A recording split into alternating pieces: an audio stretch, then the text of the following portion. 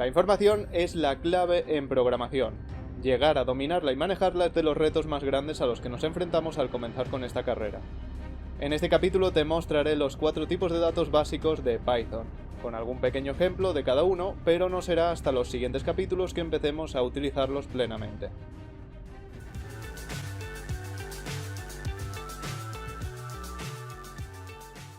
Las variables son capaces de guardar en ellas muchos tipos de datos, no solo números. Un tipo de dato que podríamos guardar en una variable sería str, que serían los strings de Python. Un string que es una cadena de caracteres, es texto. Escribamos una variable. Por ejemplo, un saludo. Este texto debe ir entre comillas para que el intérprete de Python lo identifique como un tipo de dato str, como que esto es texto. Ya que si no ponemos estas comillas, tomaría esto como un posible identificador, como sería saludo. Entonces, no tendría sentido para el intérprete. Tenemos las comillas de apertura y las de cierre, al final del texto que queremos poner. También tenemos la posibilidad de poner comillas simples, como estas de aquí. Y algo que no puedes hacer es esto. Si empiezas con una, terminas el mismo string con otra. Que en un mismo código quieres hacer esto. ¿Utilizar strings de las dos formas? No hay ningún problema. Sin embargo, yo creo que siempre que empieces con una forma de escribir el código es mejor acabar con la misma, ya que si no parece como un poco desordenado. Después tenemos el tipo de dato int, el cual se utiliza para almacenar números enteros, es decir, números sin decimales, los cuales pueden ser números negativos, 0 o números positivos. Esto lo ponemos tan fácil como así. Por ejemplo, edad 32. Le ponemos ahí un valor entero y Python ya sabe que esto es un valor de tipo int. Los números de punto flotante o float se utilizan para representar números con decimales. Puedes crear una variable de tipo float asignando un valor numérico con decimales a una variable. Entonces lo haríamos así. Por ejemplo, quiero declarar la constante pi. Ya hablaremos de temas de constantes en otra ocasión. Si ves que se colorea de otro color, es porque es un tema especial de Python. Y le daríamos un valor con decimales especificando un punto. Pues en pi sería esto. Podríamos poner infinitos decimales. Lo dejamos aquí.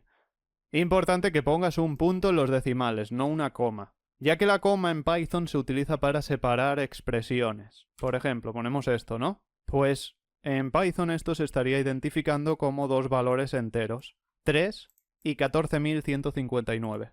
Podemos hacer la prueba con un print.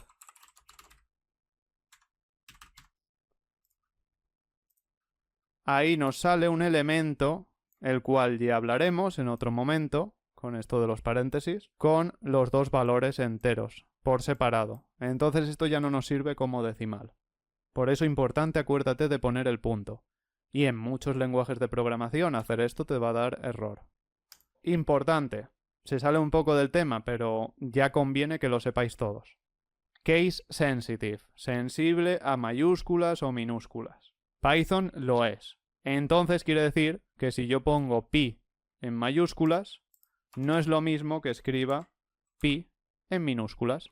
¿Ves cómo me indica aquí? Pi no está definido. Esto sería como dos variables diferentes. De hecho, si lo pongo aquí, podría hacerlo. Mira, ponemos esto y aquí, bueno, le voy a dar otro valor cualquiera, aunque no tenga sentido. Si imprimo pi en minúsculas, me imprime el valor del identificador en minúsculas. E incluso si pusiese esta p en mayúscula y la otra en minúscula, pues sería otra variable diferente. Así que tenlo en cuenta, respeta las mayúsculas y minúsculas. Si es pi, todo en mayúscula, todo en mayúscula. Los tipos de dato bool de Python se utilizan para representar valores booleanos. Es decir, para representar solo valores de true o false, verdadero o falso. Para crear una variable de ese tipo, solo tienes que ponerle o true o false, uno de esos dos valores, sin comillas. Así, pondríamos esto, valor booleano true. Pero es importante lo que te he dicho, que sea sin comillas, porque si tú pones esto Esto se trata como texto, como que escribes castañas. Y si hacemos esto, no nos va a funcionar con esa lógica booleana que necesitaremos en múltiples momentos, la cual explicaré también perfectamente. Lo dejaríamos así y también podemos ver que se colorea de otra forma. Y el otro valor posible sería false. Hago hincapié otra vez en lo de las mayúsculas y minúsculas. Fíjate que la F de false o la T de true la pongo en mayúsculas. Esto es porque en Python se escribe de esta forma. Habrá otros lenguajes donde todo vaya en minúsculas, pero en el caso de Python estos valores, mayúscula solo la primera letra. Acuérdate, si pones esto, ya no tiene ningún sentido para el intérprete. Lo identifica como otro identificador, como si estuviésemos poniendo aquí un nombre de variable o de algún otro elemento. En este capítulo te voy a mostrar cuáles son las palabras reservadas del lenguaje Python y qué son exactamente, además de cómo consultarlas en la consola. A las palabras reservadas de un lenguaje de programación se les conoce también como palabras clave, o keyword en inglés. Las palabras reservadas, tanto en Python como en otros lenguajes de programación, son palabras que no se pueden utilizar en ningún identificador de ningún elemento que escribas. Como por ejemplo el nombre de una variable, el nombre de una función, de una clase, etc. En el momento de grabar este capítulo, Python tiene 35 palabras reservadas. Esto es como los verbos irregulares del inglés, que hay que aprendérselos sí o sí. Tenéis que ir aprendiéndolas a medida que las vais utilizando. Y siempre que recibáis algún error extraño, echarle un vistazo a ver si es alguna de esas palabras, que no tenéis todavía memorizadas. A medida que vayáis escribiendo código iréis memorizándolas todas. Por eso no os preocupéis. Por ejemplo, en el capítulo anterior vimos los valores booleanos, true y false. Pues mira, con eso ya conoces 2 palabras reservadas del lenguaje. Ya solo te faltan 33. Cuando quieras consultar estas palabras reservadas, puedes ir perfectamente a algún sitio como la referencia de Python. O puedes hacer algo más rápido. Sería que utilizases este código. De momento no voy a explicar qué es un import y cómo está funcionando esto. Simplemente importas una cosa y la imprimes. Exactamente tenéis que escribir esto. Lo ejecutáis y ahí en la consola podéis ver esas 35 palabras. Pero si en alguna versión cambian alguna palabra, pues si tienes esa versión funcionando, te saldrá por aquí, en el listado. Así no hace falta que las memorices. Ya te digo, las irás aprendiendo con el tiempo. Quieras o no quieras, mientras utilices código Python, las vas a aprender. Por aquí podríamos ver que aparece false y true. Aprender cualquier lenguaje de programación requiere conocer las normas y convenciones de nombres de variables.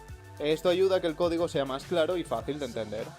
Y no solo eso, en muchos casos, si no las sigues correctamente, recibirás errores y tu código no funcionará.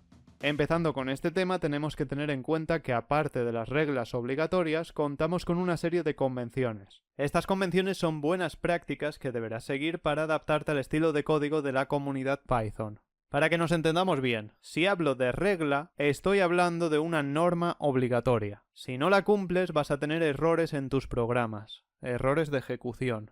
En cambio, cuando hable de convenciones, me estaré refiriendo a esas buenas prácticas que todos deberíamos seguir para hacer un código limpio y muy fácil de leer por personas, que al final es lo importante, sobre todo si trabajamos en equipo. Empecemos por las reglas en los nombres de las variables. Como ya dije anteriormente, estas 3 variables son diferentes. Esto es debido a aquello que comenté de que Python es sensible a mayúsculas y minúsculas.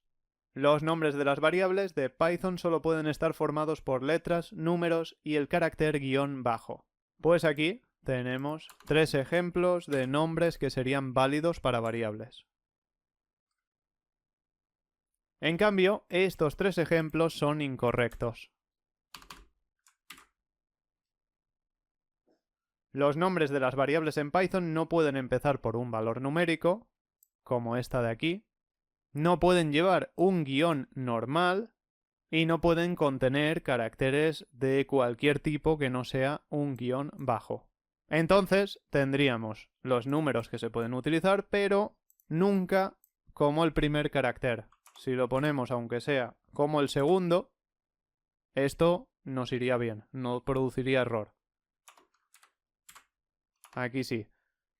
Este símbolo da igual donde lo pongas porque nos daría error. No se puede. Y este guión nunca lo confundas con el guión bajo. Si pusieses esto así, estaría correcto. Aquí tendríamos otros nombres de variable que serían correctos. No puedes utilizar palabras reservadas en los nombres de variable. El término palabra reservada viene del cometido de estas palabras. Estas palabras hacen funcionar partes muy importantes del lenguaje de programación, sea Python o cualquier otro. Cada uno tiene las suyas. De modo que estas palabras se reservan para que no las puedas utilizar en tus propios elementos, como una variable. El motivo es porque causaría problemas con el intérprete de Python y haría que tu código fuese más difícil de leer por personas, ya que verían elementos que se utilizan para hacer cierta acción como un nombre de una variable. Entonces tendríamos que identificar qué es una variable y qué es el elemento en sí, que tiene ese nombre. Sería muy confuso. Quieras o no quieras, no puedes hacerlo. Por ejemplo, una de las 35 palabras reservadas que comenté es global, que se escribe así. Si la intentas utilizar así, como una variable, te va a producir un error. Error de sintaxis, sintaxis inválida. Ignoremos de momento el significado de ese error de sintaxis. No nos interesa por el momento de manera técnica, simplemente que no podemos utilizar palabras reservadas en nombres de variables. Después de las normas, de las reglas obligatorias, tenemos las convenciones en los nombres de variables. Algunas de ellas son las que te comentaré a continuación. Una de las cosas más importantes a la hora de escribir código limpio es escribir nombres de variables descriptivos con los valores que van a almacenar. Por ejemplo, mira estas tres variables. Tienen muy poco sentido. Los datos no están relacionados con el nombre en absoluto. Estas variables no van a dar error, ya que los nombres están cumpliendo las normas básicas de Python, de escritura. Pero a nivel humano no tiene sentido esto. Por lo tanto, constituyen una mala práctica. Vas a escucharme decir muchas veces mala práctica o buena práctica. Y esto es mala práctica porque en el futuro, cuando leas de nuevo tu programa para modificar algo, o lo hagan terceras personas, va a ser un completo caos. ¿Cómo vas a entender la lógica de un programa que tiene centenares de variables o millares incluso? Y todas escritas de esta manera, de cualquier manera. Pues ir buscando el significado o el cometido de lo que hace cada una va a ser una auténtica locura. Imagínate que necesitas 100 variables con valores numéricos diferentes. Y todas llevan letras como esta. A, B, C, D. Cuando se acaban las letras pones A, B, A, C y así. Imagínate el caos que sería eso, para entender un programa escrito de esa forma. Entonces una forma mejor de escribir estas tres variables sería la siguiente. Tendríamos el valor hola con una variable que se llama saludo. Ya podemos identificar que esta variable se va a utilizar para guardar un saludo. 7 es un número, pues bueno, en este caso no sé para qué está diseñada la variable, pero de momento se llamará número, que es lo que es. Y luego supongamos que en un programa necesitamos un número más preciso, con decimales y demás, para hacer cálculos. Pues le llamamos número preciso. Estos son ideas. Después, la lógica de nombres que le vayas dando lo tendrás que ir evaluando por tu cuenta. A medida que vayas aprendiendo, pues ya sabrás cómo hacer las cosas. En algunos ejemplos sí que voy a utilizar variables estilo A, como esta. No va a ser una variable descriptiva en absoluto, pero dependiendo del contexto, cuando se esté aquí explicando ejemplos, para simplificarlo y que lo veáis claro, voy a utilizar nombres sencillos. Así que en ese caso no lo toméis en cuenta. Simplemente es mientras estáis aprendiendo. Ya que a veces si pongo juegos de palabras más complejos en ciertos ejemplos que son muy simples, puede ser que os complique el entendimiento. Por ejemplo, una función que recibiese dos parámetros A y B, que estos equivaldrían a dos números. Pues sumaríamos A más B. Si no has entendido este ejemplo, da igual, no te preocupes. Ya en su momento lo explicaré bien. También en múltiples ocasiones verás una variable escrita como i. Esta se suele poner como nombre del iterador de un bucle. Otra cosa que ya explicaré. Todas las cosas que no vayáis entendiendo, que voy soltando algún dato, son para iros adelantando cosas. Pero en su momento lo explicaré con calma. Así que no os quedaréis sin saber nada. Ciertas explicaciones las doy para quien ya sabe un poquito más de programación y puede nutrirse de esos ejemplos. Si tú estás comenzando, estás bien en el principio, pues seguramente ciertos ejemplos no te sirvan. Pero por eso no te preocupes, que vas a seguir aprendiendo mucho más y aprenderás estas cosas y más. Las variables con nombres compuestos deben separarse con guión bajo. Otra convención muy de Python es la de separar los nombres de las variables con la convención de nombres snake case. ¿Qué es esto que acabo de decir?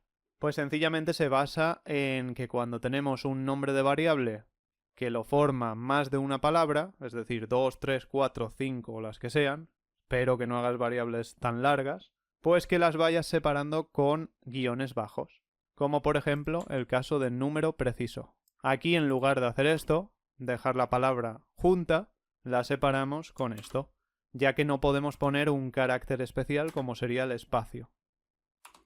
Lo dejaríamos así. El guión he dicho que no sirve, solo el guión bajo, y así podemos leer número preciso, las dos palabras más claras a simple vista. Aquí tienes 3 ejemplos más de cómo funciona, así de sencillo. ¿Y por qué tiene este nombre tan curioso, Snake Case? Esto proviene de la forma en que quedan los nombres, como un zigzagueo de una serpiente. Algo que realmente encaja genial al nombre de Python, el cual tiene como logo 2 serpientes de pitón. Snake Case no tiene una traducción exacta al español, si no te lo hubiese dicho de primeras en español. Personalmente lo traduciría como escritura de serpiente. Pero si te digo, en Python tienes que utilizar la escritura de serpiente, vas a pensar que estoy tonto. Y ten en cuenta que con Snake Case todo va en minúsculas. Nunca pondremos ahí una mayúscula, utilizando esta convención. Veamos una última convención y dejamos de machacar ya el tema. No escribas los nombres en mayúsculas. Ya sé que esto es un poco redundante si tienes en cuenta la convención Snake Case, que te acabo de explicar, en la que se dice que los nombres de las variables todo en minúsculas. Pues ya vendría implícito en eso. Sin embargo, debo destacar que si escribes los nombres de variables completamente en mayúsculas, estarás saltándote otra convención más, curiosamente, la de las constantes, tema del cual hice un pequeño comentario en el vídeo donde utilizamos esa constante pi. Estos elementos en Python, las constantes, se especifican con los nombres completamente en mayúsculas. Si tú utilizas esta convención de todo el nombre en mayúsculas con elementos que son variables y quieres que se tomen como tal en el código, vas a crear confusión, ya que harás que se interpreten por las personas como constantes y no como variables. Si yo aquí le pongo, mira, número preciso todo en mayúscula, para cualquiera que conozca la convención de Python, esto lo deberá tratar como una constante y no como una variable. Una constante es como una variable, pero sirve para almacenar un valor que es constante, que no va a variar, no cambiará de valor. Entonces, indicaríamos aquí, en esta línea, que este valor debe mantenerlo siempre número preciso. Siempre deberá tener el mismo valor, no reasignaremos el valor de esta, entre comillas, variable que ahora sería una constante. Explicaré más cosas sobre las constantes en otra ocasión, pero en principio en Python no existen como tal. Simplemente son variables, al igual que todas estas, pero escritas en mayúsculas, simplemente para que sepamos que se trata de una constante, pero perfectamente puedo cambiarle el valor, cosa que en otros lenguajes de programación no se puede. Por ejemplo, en Java declaras una constante como tal y esta constante no la puedes reasignar. En Python sí, porque no existe como tal una constante. Sí que existen elementos llamados tuplas que podemos tener con valores, podríamos decir constantes o inmutables, pero bueno, eso ya es otro tema. Lo veremos muy pronto. Los operadores son una parte muy importante en programación, tanto para realizar operaciones matemáticas como lógicas. En este capítulo te voy a mostrar los operadores aritméticos básicos de Python. Con ellos haremos las operaciones matemáticas de suma, resta, multiplicación y división. Antes de empezar debes conocer la terminología básica de los elementos de estas operaciones. Operador es un símbolo que indica la forma en que se manipulan los operandos, que son los números. Como ejemplos tendríamos el símbolo más, el símbolo menos, multiplicación, división. Un operando es el valor sobre el que actúan los operadores. En una operación, como esta que ves en pantalla, 10 más 46, 10 y 46 son los operandos, y el símbolo más es el operador. Estas indicaciones las hago para poder hablar con los términos adecuados en todo momento, y que nadie se confunda al escuchar palabras que quizás no conocía. El operador de suma sirve tanto para realizar operaciones de suma de dos valores como operaciones de concatenación. Este último concepto, la concatenación, la veremos en otro capítulo. Un ejemplo de uso sería este, 20 más 50, y tenemos un resultado al ejecutarlo, que es el valor 70. Entonces podemos considerar esto como una expresión, que es lo que es. Y al ser una expresión, el intérprete de Python la resuelve. En lugar de sacarnos directamente en la consola este 20, el operador más y el 50, nos saca la resolución de la expresión. Por supuesto, este operador y todos los que verás a continuación pueden ser almacenados en variables. No solo haremos las operaciones sobre prints.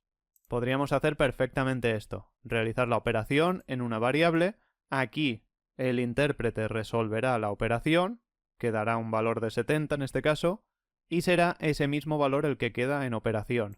Esto es el equivalente a dejar aquí mismo un 70. Pero dejamos que sea el intérprete el que resuelva la operación. Y finalmente lo que saldrá en este print va a ser ese valor 70, que podemos ver por aquí. Muchas veces verás referirse al operador de suma como operador de adición, ya que es lo que hace, adiciona un valor a otro. En esta operación estamos adicionando el valor 20 al 50. Como resultado de añadirle ese valor 20 a un 50 tenemos 70, que es sinónimo de suma, suma 20 más 50. También tenemos otros sinónimos que serían añadir, agregar. Hay diferentes formas de referirse a esto. El operador de resta, al igual que el de suma, se coloca entre dos valores numéricos y realiza una resta. En esta operación tenemos 10 menos 4, resultado 6. Verás muchas veces referirse al operador de resta como operador de sustracción, ya que es lo que hace, sustrae un valor a otro. Sustraer es sinónimo de quitar, extraer. Pues en este caso, lo que estamos haciendo es sustraer ese valor 4 al valor 10, con lo que nos queda 6. El operador de multiplicación se coloca entre dos valores numéricos y realiza una multiplicación. Pues en este caso lo que estamos haciendo aquí es multiplicar 10 por 4, con un resultado de 40. El operador de división se coloca entre dos valores numéricos y realiza una división. 10 dividido entre 3 nos saca este resultado con decimales, bastante largo. Habrá operaciones que salgan resultados más cortos, como por ejemplo esta. 10 dividido entre 2 me da un valor de 5.0. El operador de división siempre da como resultado un tipo de dato float, un decimal. Aunque el resultado sea un valor entero, como acabas de ver, un 5, siempre da como resultado ese valor decimal. Algo que puedes hacer perfectamente es utilizar operadores diferentes y repetidos, todo en una misma operación. Como ves aquí, el intérprete de Python se va a ir encargando de resolver cada parte de las operaciones, hasta finalmente darnos un resultado final, que sería este. En otro capítulo veremos las prioridades de las operaciones aritméticas con los paréntesis, tal y como funcionan en matemáticas. También es posible, y será más frecuente, utilizar nombres de variables en las operaciones, en lugar de utilizar valores literales como los que estamos utilizando aquí. Declaramos dos variables numéricas. Venga, número 1 y número 2.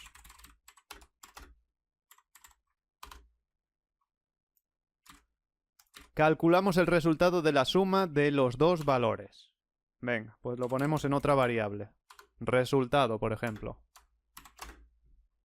Y decimos número 1 más número 2. Aquí lo que le estamos diciendo es que nos sume el valor de número 1 más el valor de número 2, que podemos traducir como 100 y 500. Sin embargo, estos valores en un programa podrían ir cambiando, ya que las variables están hechas para variar, para que puedan tener diferentes valores. Pero lo importante ahora es que veas cómo se realiza la operación con nombres de variables. Y finalmente imprimimos el resultado. Tenemos que llamar a la variable resultado, que es la que llevará ese resultado final. Tendríamos ahí ese 600, que nos indica que aquí se ha puesto el valor de 100 de número 1 y aquí el valor 500 de número 2. Es lo mismo. Estos valores van a ser más útiles, los de número 1 y número 2 o de cualquier variable numérica, cuando puedas introducir datos desde la consola para empezar. Es decir, que pongas por tu cuenta los números después aquí en la consola, que hagamos como una calculadora y que estas variables vayan tomando los números que tú quieras sumar. Entonces, número 1 y número 2 no tendrían un valor establecido de primeras, sino que se lo pondríamos por aquí por la consola. Lo recibiría el programa y después operaría con esos números. Así podríamos crear una lógica de una calculadora. En este capítulo te voy a mostrar 3 operadores más: el operador módulo, el operador de división entera y el operador de potencias. Empecemos con el operador módulo. Este se representa con el símbolo de porcentajes. Realiza una división entre dos números y en lugar de devolvernos el resultado como hace el operador de división, nos devuelve el resto. Antes de continuar, necesitas saber la terminología básica de las divisiones. Por un lado tenemos el dividendo, que es el número que se divide. El divisor es el número por el que se divide. El cociente es el resultado de la división, lo podemos decir de las dos formas. Y el resto o residuo es la cantidad que queda después de dividir. Veamos este ejemplo.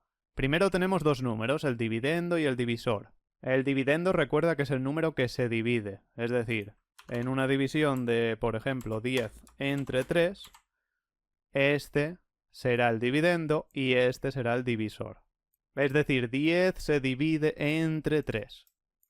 Pues por aquí, con estos dos valores, estoy haciendo dos operaciones. La primera es con el operador de división normal y la segunda es con el operador módulo, este nuevo que estamos viendo en este capítulo. Este de aquí nos saca el cociente o resultado de la división. La hace y nos saca el resultado. Pues eso es lo que se va a imprimir aquí, el resultado o cociente. Y este, en lugar de sacarnos el resultado, nos saca el resto de la división, que es lo que vamos a imprimir aquí. Pues gracias a estos dos operadores podemos utilizar esos resultados de las divisiones como queramos. Pues como resultados tendríamos esto: 3,33 y luego el resto que nos daría 1. El resultado de la división seguro que a todo el mundo ya le ha quedado claro cómo funciona. El resto vamos a quitar cosas para que sea más sencillo de ver. Bien, realizamos la operación. Piensa que si divides 10 entre 3, utilizarás del dividendo 9 y te sobrará 1.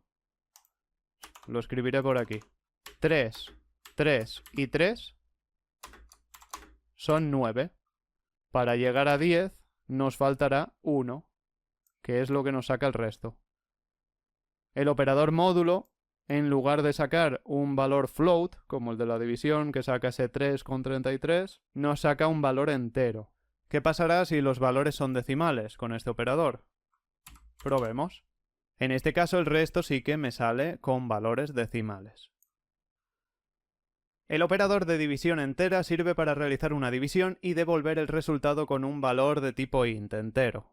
Es decir, habrá ocasiones que no necesitemos todos esos decimales que nos ofrece la división normal, que sale 3,33, 3333, muchos treses. Puede ser que necesitemos el valor entero para lo que sea, para calcular, por ejemplo, una posición en una pantalla que va con medidas en píxeles.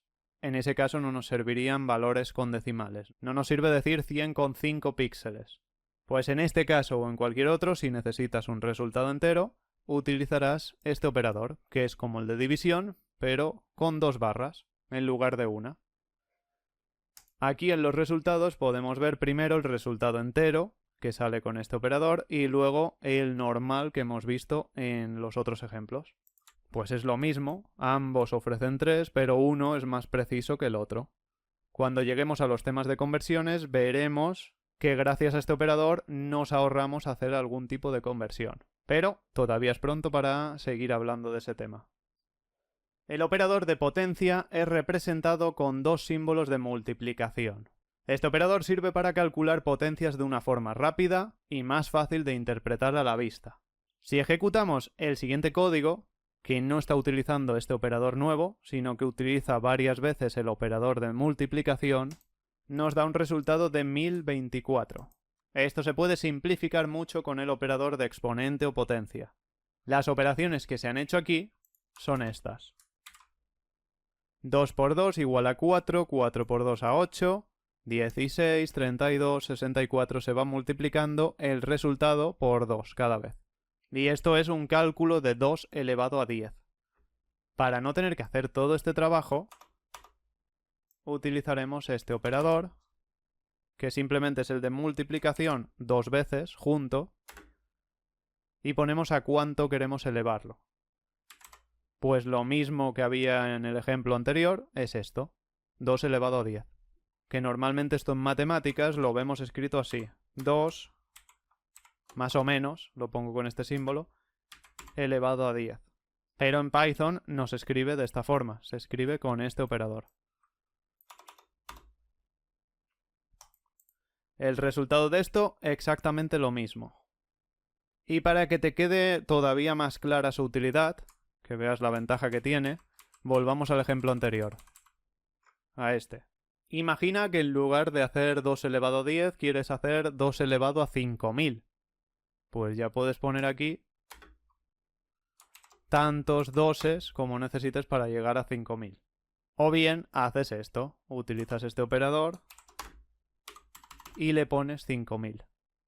Y el resultado es una barbaridad.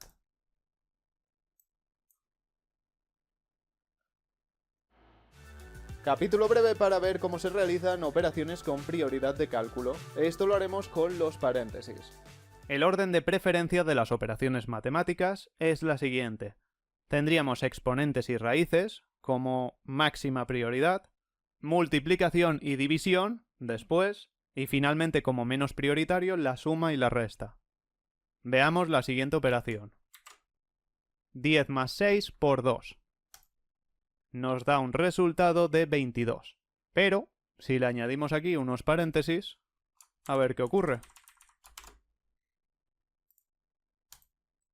Nos da otro resultado. El resultado ha cambiado, 32, con los mismos números. Esto es porque antes estaba haciendo la siguiente operación. 6 por 2 igual a 12, más 10 igual a 22. Sin embargo, al ponerle los paréntesis, lo que está ocurriendo es que se realiza primero esta operación que no es prioritaria. Yo le digo que establezca prioridad en ella, que la haga primero y luego lo otro. Entonces primero calcula 10 más 6 igual a 16 por 2, 32. En esta ocasión vas a ver de qué forma puedes representar los números largos de una forma más fácil de leer en el código. Observa el siguiente número. Es muy largo, ¿verdad? ¿Sabrías decir de forma rápida sin detenerte a contar los dígitos qué número es? A no ser de que tengas una muy buena habilidad, no sabrías decirme exactamente qué número es este, sin ponerte a contar conjuntos más pequeños. A lo mejor aún así no sabes decirme qué número es. Eso no es lo importante. El punto aquí es cómo podríamos hacer para mejorar, dar alguna ayuda visual para leer este número. En cualquier escritura normal con números grandes, solemos poner estos puntos. Y así podemos identificar mejor qué número es. La verdad es que se ve mejor. Por ejemplo, si este número fuese más corto, verías simplemente de manera muy rápida que esto se trata de 7 millones. Sin embargo, estos puntos no pueden quedar aquí en Python, ya que los puntos se utilizan para establecer decimales, y solo podemos poner en un número un punto, para especificar eso mismo. Si intentamos poner comas, esto tampoco nos sirve, porque como ya viste, sirven para separar expresiones en Python. Así que tenemos que utilizar guiones bajos, que es una alternativa que se nos ha dado en Python para estas ocasiones. Quedaría de esta forma. Estos guiones bajos los puedes colocar donde tú quieras. No importa la posición, al intérprete le da igual. Pero sin embargo es mejor que siga un orden, ya que no tiene mucho sentido que hagas esto. Que lo pongas así, lo que harías es crear más confusión. Pues si imprimimos en la consola veremos si salen estos guiones bajos o no. Podemos comprobar que no aparecen. Así que el intérprete de Python lo ignora, simplemente es para las personas. También es posible utilizar estos guiones bajos con números que tienen decimales. Simplemente pondríamos la parte entera así y luego la parte decimal. Y si esta parte decimal, yo qué sé, quieres hacerla muy larga y le quieres ir poniendo estas divisiones, lo puedes hacer. Sin embargo, yo creo que confunde muchísimo más de esta forma que sin ponerlos, ya que no es demasiado relevante en la parte decimal el interpretar lo largo que es, porque esto mismo lo podríamos redondear fácilmente como 79. Este número, 79. O a la baja como 78. Y todo esto pues daría un poquito igual, dependiendo de la precisión matemática que necesitemos. En otra ocasión os enseñaré de qué forma podéis sacar en los programas finales, ya sea en la consola o en un programa de interfaz gráfica, estos guiones bajos como si fuesen puntos y el decimal como una coma, para representarlo de manera adecuada para los usuarios finales. Me refiero de esta forma. Algo así, con los puntos y aquí la coma decimal. O al revés, puedes poner aquí comas y luego el punto por aquí. Esto nos servirá más para programas que manejan temas normalmente económicos, como por ejemplo una aplicación de gestión empresarial. En este capítulo vas a ver cómo concatenar strings con el operador de suma o adición. La concatenación es la acción de unir dos cadenas de caracteres formando una sola. Esta acción puede ser encadenada si se quieren ir uniendo más de dos cadenas, por supuesto. Una de las formas más básicas de concatenación que hay en Python es utilizar el operador de adición. Podríamos decir que sumamos los valores de dos strings obteniendo un resultado total de las dos cadenas. Es decir, añádeme o adiciona esta cadena a esta otra, creando finalmente un nuevo string con todo el contenido. ¿Cómo hacemos esto? Pues por ejemplo lo podríamos hacer sobre un print o sobre una variable.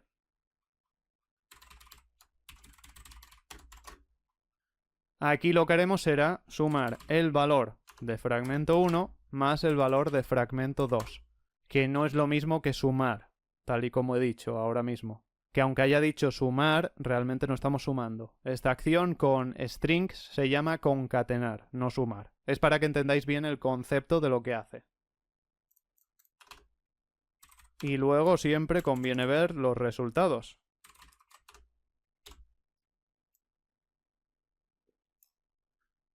Pues ahí lo tendríamos, imprimimos esta variable y nos saca toda la frase. La primera llega hasta aquí, hasta vida 2 puntos, y luego concatena la otra parte, el otro string.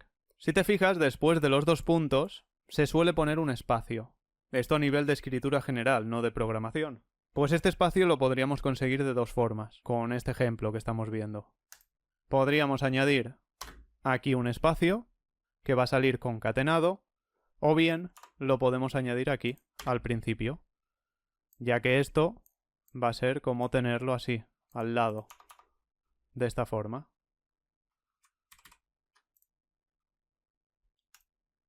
Y ahora sí, a diferencia del resultado anterior, puedes ver que aparece este espacio. Otra forma más complicada, que podría parecer hasta absurda, es esta: crear un string con un espacio. Vendríamos aquí, ponemos un string, en el string un espacio, y lo que estamos haciendo es concatenar ahora 3 strings. Estamos haciendo 2 concatenaciones. Fragmento 1, esta parte, más este espacio, más la última parte. Aquí, como puedes ver, no tiene ningún espacio para separar los dos strings, pero gracias a esto aparece ahí. Por aquí tendríamos el primer string, el segundo y luego el tercero. Todo convertido en uno solo.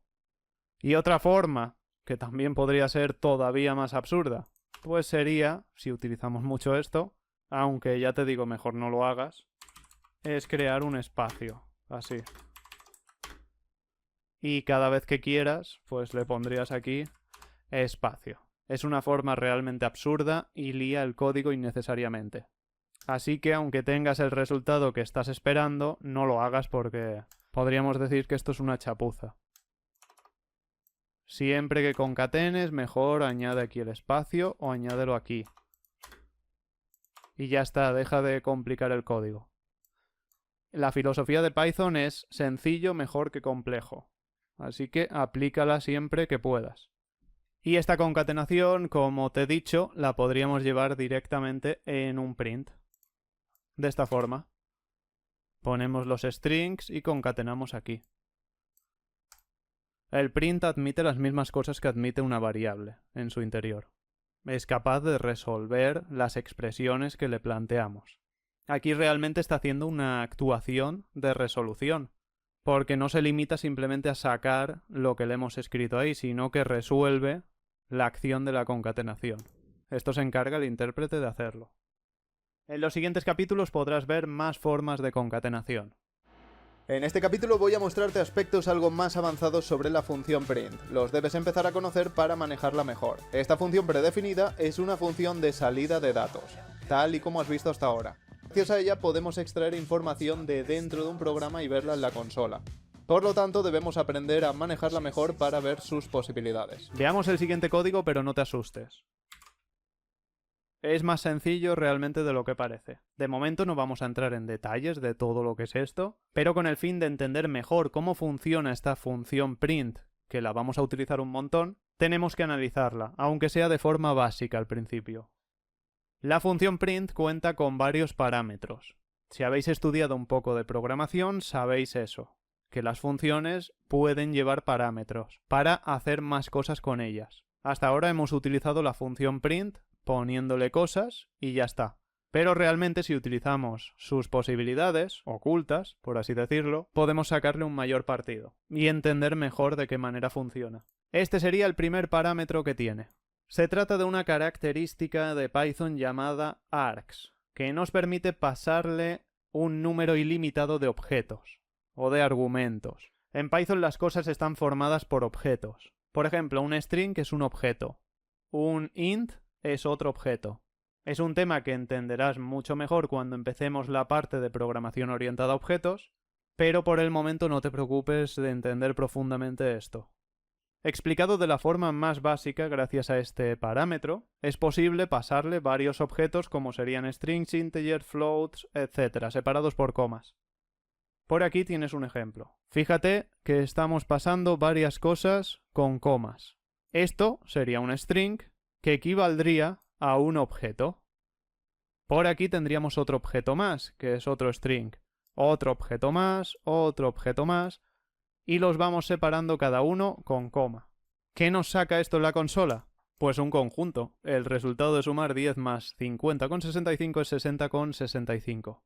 Quizás te hayas dado cuenta que en la salida de la consola tenemos espacios concatenados. Fíjate que el resultado de sumar no lleva ningún espacio ni por aquí ni por aquí, como te enseñé en el capítulo anterior. Sin embargo, la función print está añadiendo automáticamente esos espacios donde tenemos cada coma. El resultado, espacio, de sumar, espacio, 10, espacio, etc. Pues esto lo hace gracias a esto. Gracias a este parámetro llamado sep, que lleva un valor, como puedes ver, de un string con un espacio. Pues sencillamente aquí le vamos poniendo todos los objetos, como hemos hecho aquí, y cada vez que se ponga una coma nos va a aplicar este separador, que simplemente es un espacio, y lo va a ir concatenando cada vez. Estamos haciendo eso, pasarle diferentes objetos y separándolos con este separador. Para que veas claro cómo funciona el parámetro end, vamos a ejecutar este ejemplo. Primero, comenta esta línea, para evitar errores. Si te fijas, cada print tiene su propia línea. Línea 1, línea 2 y línea 3. Pues aparecen en 3 líneas en la consola. Este comportamiento no es magia. Está ocurriendo porque al acabar de hacer todo esto, añade al final, como su nombre indica, un salto de línea. El salto de línea se representa con este símbolo. La contrabarra n. La contrabarra la puedes llamar también backslash en inglés o barra invertida. Lo importante es que sepas que se escribe con esa barra. Y siempre funciona como un string. Este parámetro en realidad lo que lleva aquí es un string. Pero bueno, eso no importa mucho ahora. Lo que quiero que entiendas es que después de cada print, al mostrar el contenido, acaba aquí, en este caso, hace ese salto de línea y crea una nueva en la consola. lo que hace que luego se vea este contenido en esa segunda línea. Y así lo mismo con cada print. Si tú pones un solo print y aquí le separas estos 3 strings,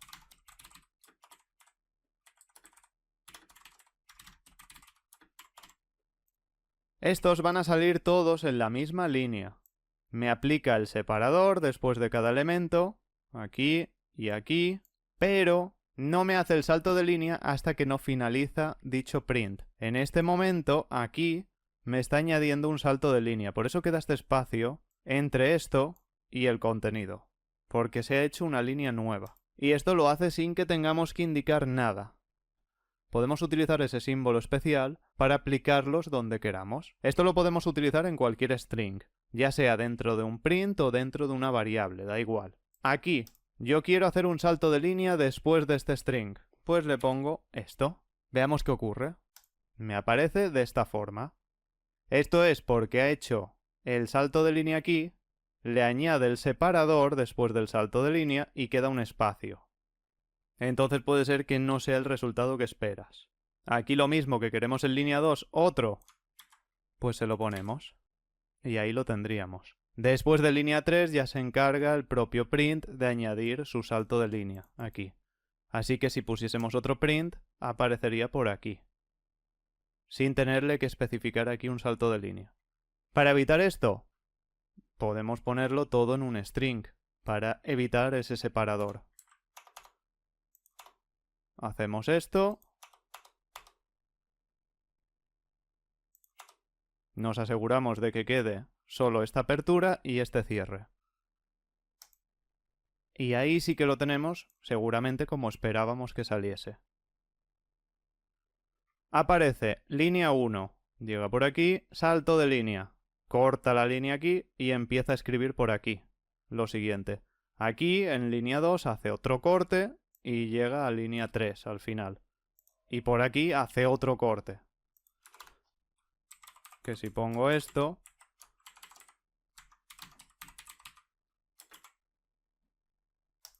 da igual que esté junto o separado porque esto el intérprete lo ignora, todos estos espacios. Pues mira cómo sale. Después de línea 3, al finalizar aplica ese salto de línea propio del end de este print. Fíjate la cantidad de cosas que se hacen de fondo con una simple función como sprint con 3 de sus parámetros. Con el tiempo aprenderás a crear funciones como estas, que hagan un montón de cosas a la vez, pasándole cosas sencillas como puede ser un string. Todavía es pronto para que entiendas mucho de lo que se ha explicado aquí, pero toma este capítulo como una primera toma de contacto a las funciones. La entrada de datos se refiere a la información que el usuario introduce en un programa. Por otra parte, la salida de datos se refiere a la información que el programa muestra al usuario. En Python podemos utilizar la función predefinida input para manejar la entrada de datos en la consola. Vamos a escribir una variable que capture el nombre que le pongas en la consola. Te va a preguntar tu nombre y tú se lo puedes escribir. Llamamos a la función predefinida input y le ponemos el texto que queremos que se muestre en la consola, para informar de lo que se debe hacer. En este caso queremos que se introduzca el nombre.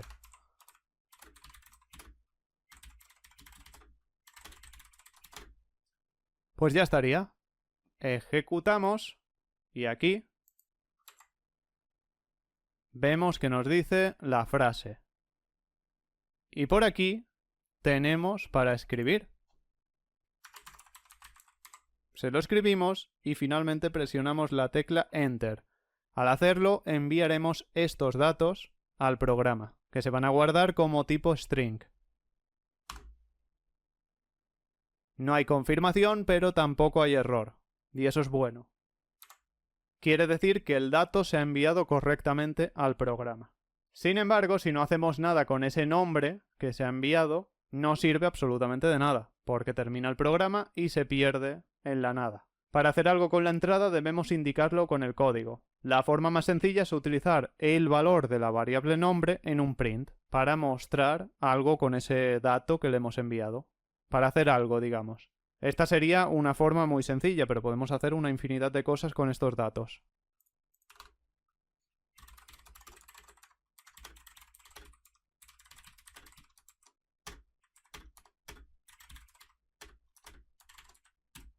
El nombre almacenado es, aquí saldrá el dato que se haya guardado gracias a este input y después le concateno un punto para finalizar la frase.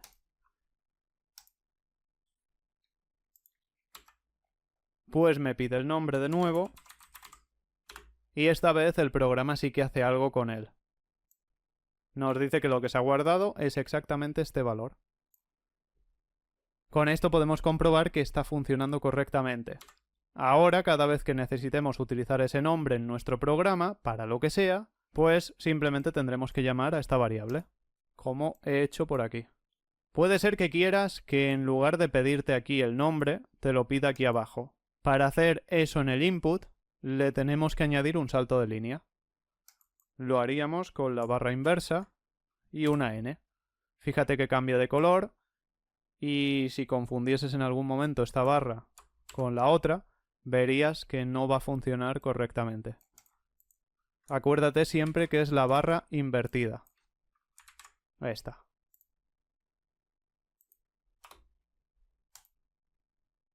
Y ahora, aunque yo quiera escribir por aquí, no puedo. Escribo por aquí. En este capítulo voy a hablar sobre los valores literales.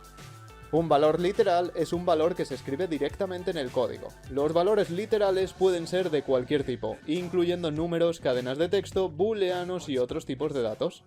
Por ejemplo, esto es un string literal. Este string en todo el programa no va a variar. Sí que podríamos hacer variar el valor de la variable, reasignándole otro valor y sustituyéndolo por este. Pero el string escrito en esa línea es literal, no cambia.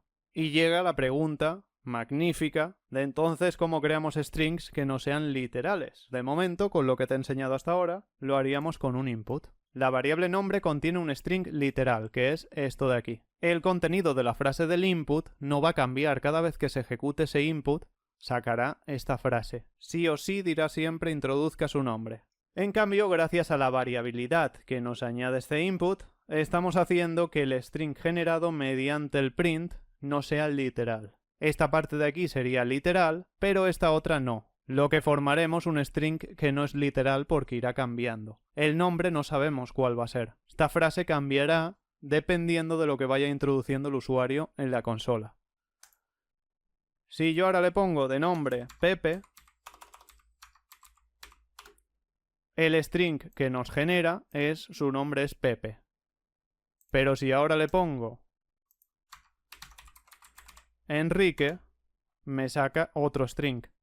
Pero este string de aquí es literal, nunca ha cambiado. Este sí, va cambiando.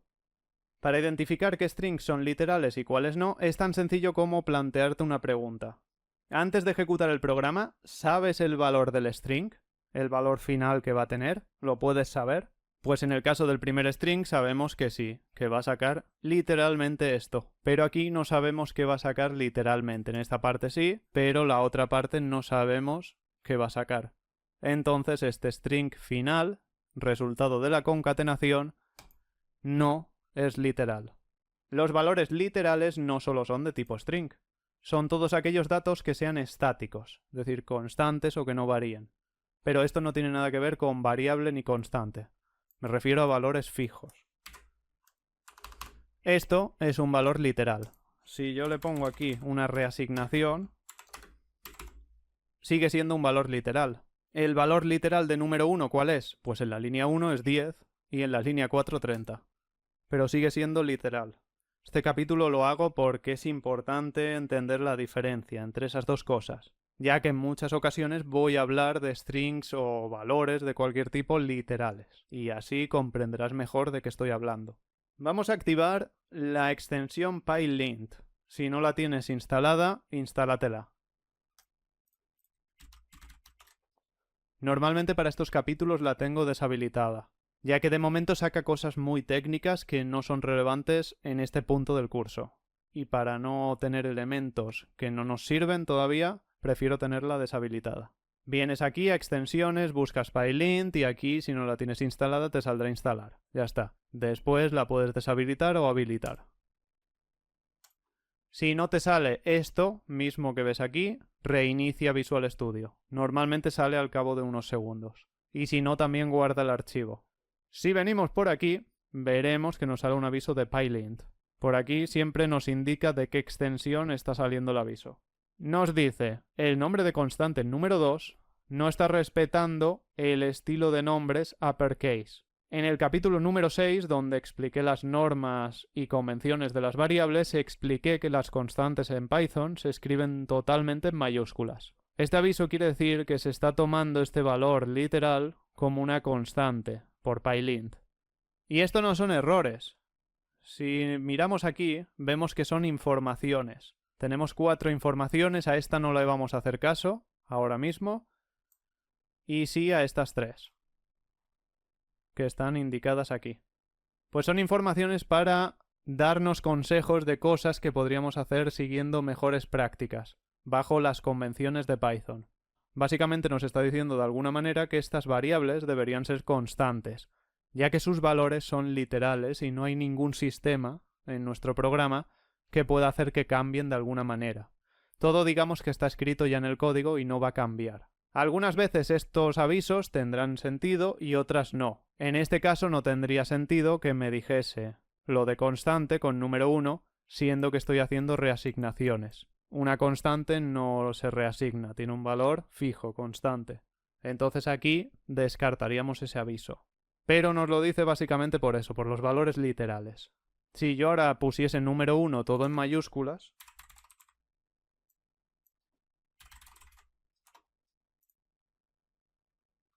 y guardo los cambios para que se hagan efectivos, veremos que desaparecen los avisos de número 1. Aquí me sale lo de docstring, pero a esto no le hagas caso. Si el valor de la variable que me está indicando que tiene un valor fijo le ponemos un input,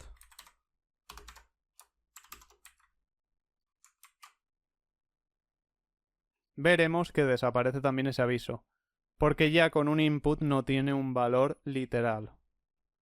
El valor va a poder cambiar en cualquier momento, dependerá de lo que le pongamos en la consola. Entonces nunca en la vida se aplicaría esto para una constante. Para evitar que os salgan muchos avisos de este tipo que todavía no entenderéis, deshabilitar PyLint. Dirá recarga necesaria, pues le dais y se reiniciará Visual Studio. En Python es posible escribir valores literales sin almacenarlos en variables o utilizarlos sobre un elemento como podría ser print. Es decir, hacer esto. Podemos dejar un string ahí suelto. Esto lo que implica es no poder utilizarlo en ningún punto del código. El intérprete de Python lee este string, pero no va a hacer nada con él. Puesto que no tiene un identificador, no podemos hacer referencia a este string en ningún momento. Solo te cuento esto para que lo tengas en cuenta. Me gusta ir revelando todos los secretos que tienen los lenguajes de programación. Ir probando hasta las cosas más diminutas. Muchas veces en los detalles está la diferencia. ¿Te acuerdas del capítulo de los comentarios? Donde utilizábamos comentarios multilínea de este tipo. Bien, estos en realidad, como indiqué, no son exactamente comentarios, sí que se utilizan en Python como tal, pero podríamos decir que se trata de strings literales. Son valores que no cambian y están ahí. El formateo de strings es la acción de insertar o incrustar valores en las cadenas de caracteres. No es exactamente una forma de concatenación, pero el propósito es muy parecido. En concreto, en este capítulo vamos a ver una técnica de formatear strings denominada fstrings, pero debes saber que hay más formas. Las veremos en otras ocasiones. La sintaxis de esto es muy sencilla. Es la que ves en pantalla. Esa misma. Se trata de indicarle al intérprete de Python que quieres utilizar dicha técnica con una F antes de empezar a escribir un string, antes de las comillas. Puedes utilizar estas comillas dobles o las simples. Así, perfectamente. Y aquí escribes el texto. Entonces estamos ante un string, pero con esas funciones especiales que nos facilita el escribir esta F al principio.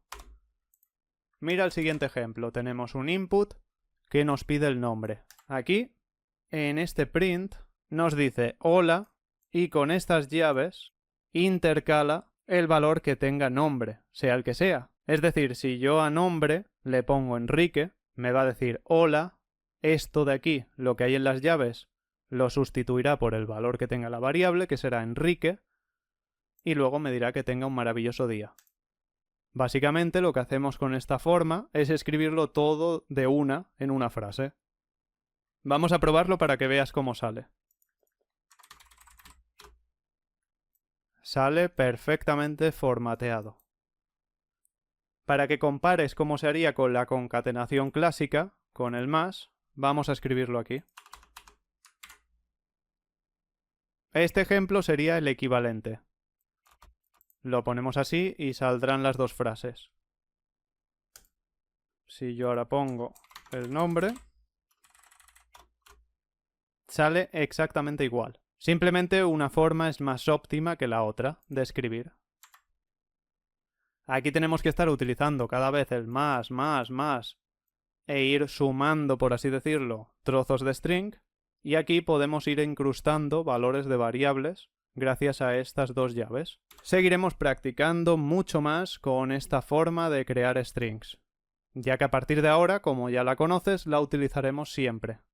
Normalmente esta forma de aquí ya no la voy a utilizar más, salvo quizás en casos concretos.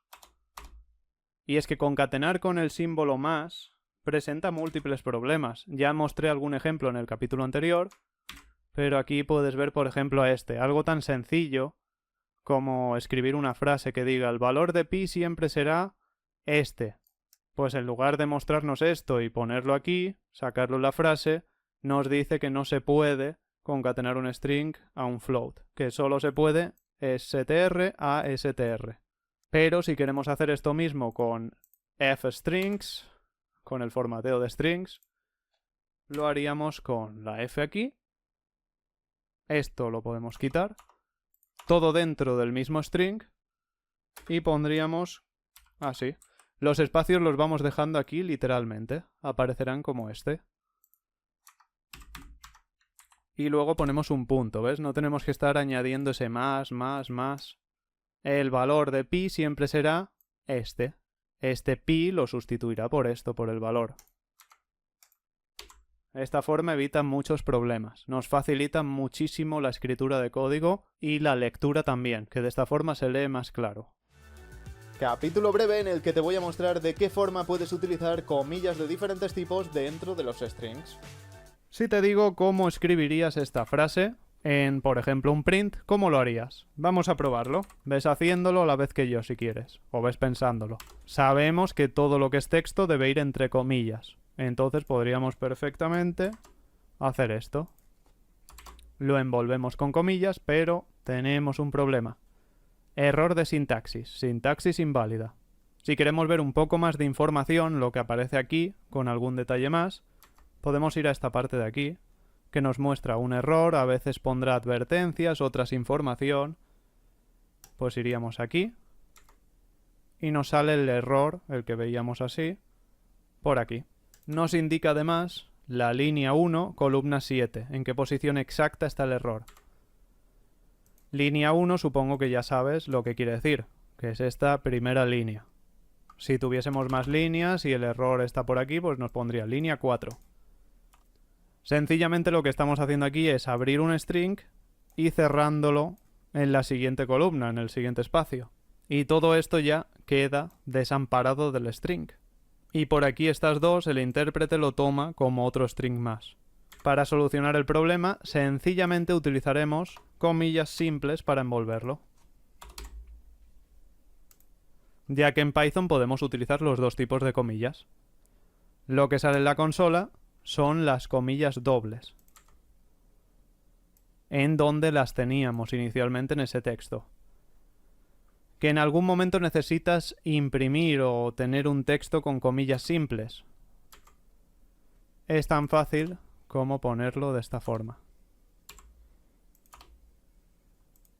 Envuelves el string con comillas dobles y dentro le dejas las simples. Si lo haces de esta forma no tendrás problemas, ya que el intérprete de Python entiende que esto es lo que abre el string y busca otras comillas dobles para cerrarlo. Todo lo que queda dentro se trata como texto. Entonces esto ya no tendría problema de considerarse un inicio y final de string. Ahí aparecería de la otra forma. La conversión de tipos, llamada casting en inglés, es el proceso de cambio de un tipo de dato a otro compatible. Esta acción la necesitamos en múltiples ocasiones. Por ejemplo, si queremos transformar la entrada de un input, que la guarda como un str, pero necesitamos un int o un float para operar con él. Para conversiones de tipos de datos tenemos las funciones predefinidas int, str, float, bool, list, tuple, dict y set. Estas las verás muy a menudo a partir de ahora, ya que iremos haciendo diferentes cosas. La conversión implícita es la que ocurre cuando el intérprete de Python transforma el tipo de dato de manera automática.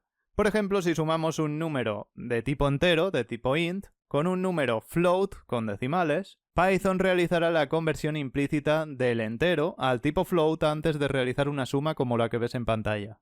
De esta forma, es posible operar con ambos tipos de datos sin tener errores. En este caso, nosotros no tenemos que hacer ningún tipo de conversión. Python la hace de manera automática. Puesto que ya conoces el tipo de dato decimal de Python, sabes perfectamente que lo que nos ha imprimido es un float. Sin embargo, debes saber que tenemos una forma de que el intérprete de Python nos revele el tipo de dato que es cierto elemento. Esto nos será muy útil para consultas cuando tengamos dudas sobre un dato, o para hacer cosas específicas según el tipo de dato que sea.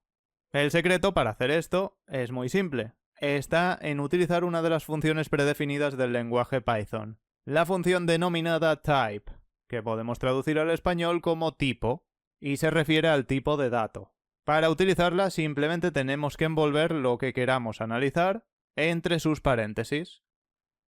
Por ejemplo, queremos saber el tipo de dato que devuelve esta operación, pues pondremos type y envolvemos toda la expresión con estos paréntesis. Expresión o tipo de dato simple, podría ser un solo dato. Y aquí, en lugar de sacar el resultado, nos saca la clase a la que pertenece el tipo de dato. En este caso estaríamos hablando de un tipo de dato float. Cuando demos el tema de la programación orientada a objetos, entenderás bien qué es esto, de clase. Pero de momento que sepas que es de tipo float. En cambio, si ponemos aquí unos valores enteros, pues aquí ya cambia la cosa. El resultado será de tipo int. En una operación aritmética, siempre que haya un valor de tipo float, aunque haya varios de tipo int implicados, siempre el resultado final será un tipo decimal, un float. Y solo será de tipo entero si todos los datos son de este tipo, int. Si quieres analizar de qué tipo de dato es cada una de estas variables, lo puedes hacer así.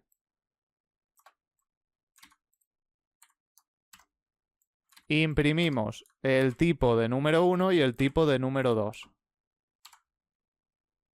Y aquí nos dice que número 1 es un int y número 2 es un float, o tiene, más bien.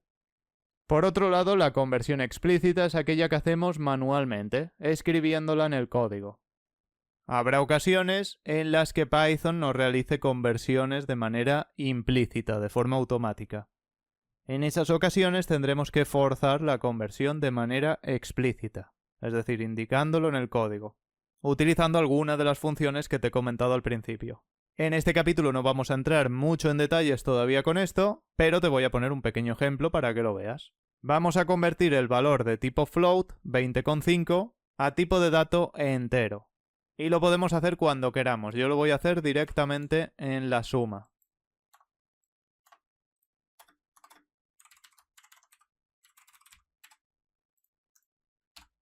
Y aquí el resultado es un valor de tipo entero. Si comprobamos el tipo de dato que devuelve esta operación, veremos que efectivamente es un valor entero. Y esto es porque ambos valores en este print son de tipo entero. Aquí número 2 es de tipo float. Pero en este momento estoy diciéndole a Python con esta función int que obtenga el valor de tipo float número 2 y me lo transforme con esta función llamada int a tipo de dato int. Entonces lo que hace es comerse la parte decimal, en esta parte solo. número 2 equivale a 20. Y ahí lo puedes ver. Valor 20. Ten cuidado con este tipo de conversiones, ya que, como ves, en ciertas acciones de conversión pierdes parte de la información. En este ejemplo que tienes en pantalla, estaríamos en esta operación perdiendo un valor de 0,5, ya que el resultado real de sumar número 1 más número 2 es 30,5, no 30. Pero, si quiero tener un resultado de tipo entero, por lo que sea, tendré que sacrificar la parte decimal. Habrá veces en las que no pase nada si desechamos esta parte decimal, o que incluso no la necesitemos.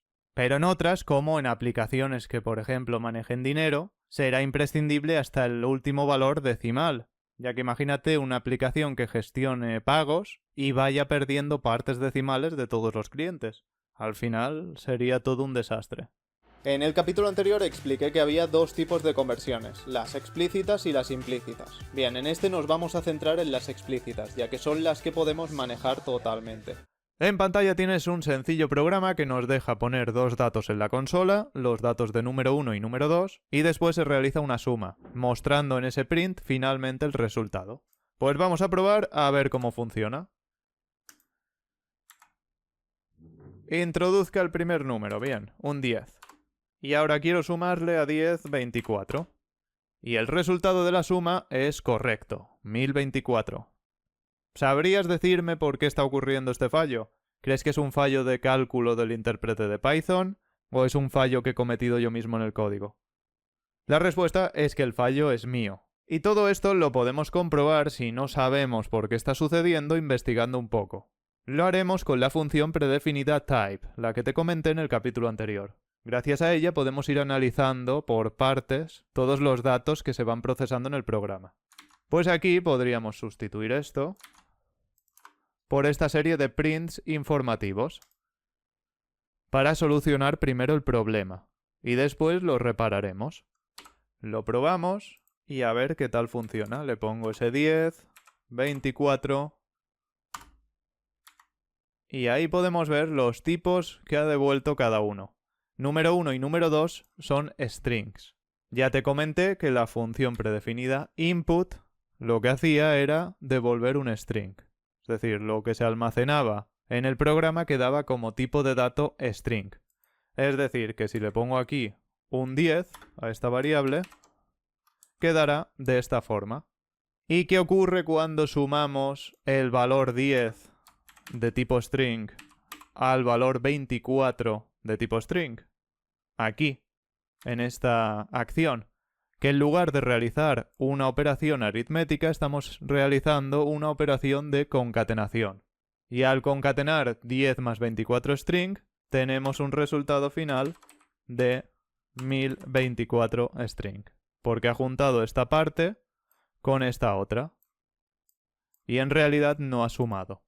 Y el resultado final de sumar o concatenar más bien dos strings nos deja un tipo str también, un string. Ahora que ya tienes algo de contexto para hacer conversiones de tipos de datos, algún motivo para realizarlas, es el momento de empezar a aplicarlas. Vamos a reparar el problema que tiene este código. Pues por aquí mismo podemos poner esto. Número 1 y le asignamos esto. Int y su propio valor. Con esto lo que estamos haciendo es obtener el valor str. Si yo aquí le pongo en número 1 un 10 en el input, me quedaría así. Se le pasa aquí a la función int y esta procesa el string para transformarlo a tipo de dato int. Es lo que hace la función. Pues entonces resuelve el problema así. Con lo que finalmente, descomponiendo toda la operación, nos queda esto, cuando la función int ya ha hecho su función. Y así es como transformamos un tipo de dato string a int en Python.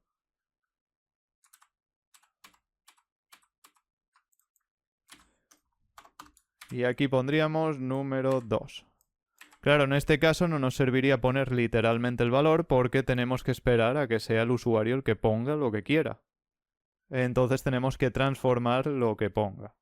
Aquí se realizará una operación aritmética, ya no será concatenación porque estaremos con dos números int y el resultado debería salir bien ahora. Debería salirme a partir de los valores anteriores un valor 34. Vamos a probar esta operación, a ver si ha funcionado.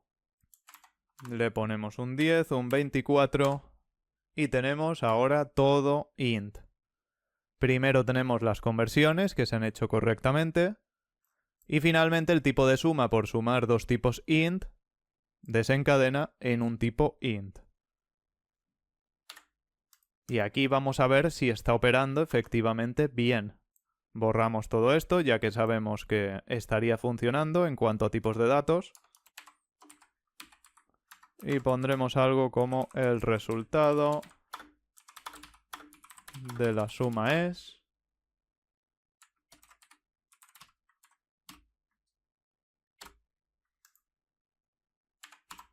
...10, 24, 34.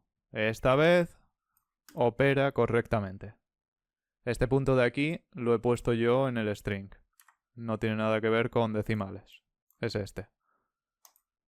Estas operaciones de conversión que he hecho por aquí, muy a menudo las verás en Python de una manera más óptima. Nos podemos ahorrar estas dos líneas de código haciendo esto de otra forma. Borramos esto. Y aquí lo que vamos a hacer es envolver el input entre la función int.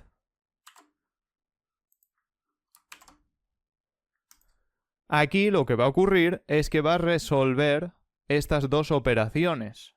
Primero me va a resolver la más interna de los paréntesis, la del input, y después me resolverá la siguiente.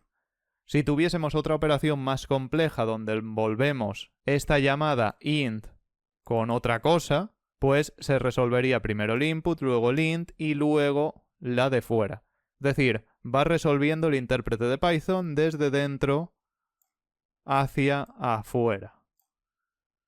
Por lo que si yo le pongo aquí un 10, primero lo voy a tener como valor str, quedaría esto de esta forma y quedaría resolver la operación de conversión. Entonces, el int aplicaría su funcionalidad, transformaría tipo de dato int y ya está. Cuando ya está resuelto, se queda número 1 con ese valor 10. Todas estas operaciones son las que hace el intérprete de Python. De operaciones tan sencillas como estas ya puedes ver todo lo que hace. E incluso hace más cosas de fondo. Pero bueno, en este punto no son relevantes. Yo creo que con esta información, de momento, ya tienes suficiente para seguir avanzando. Ya habrá tiempo de darle más profundidad al código. Pues bien, lo dejamos así. Y hacemos lo mismo con número 2. Así estamos realizando las dos operaciones a la vez, en la misma línea. Y se ve muy bien que queremos transformar esta entrada str a int.